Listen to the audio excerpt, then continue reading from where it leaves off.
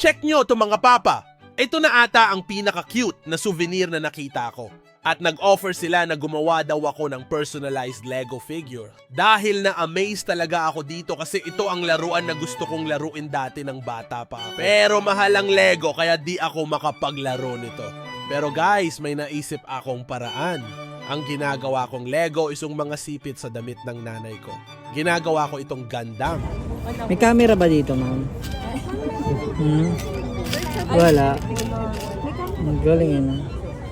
Or change the hair. Okay na ako dito. After nyo matapos yung Lego personalize nyo, gagawin pa ito para maging keychain.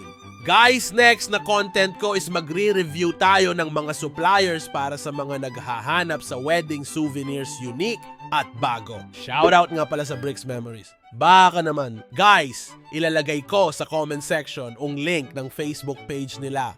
Guys, pa-comment naman kung taga saan ka para alam ko kung saan nakarating itong video na ito. Guys, mag-announce ako regarding sa 2 days wedding workshop. Naghahanap pa kasi ako ng venue para mas solid. Pa-share nito, gusto ko talaga ay push yon pero need ko ng eksaktong participant.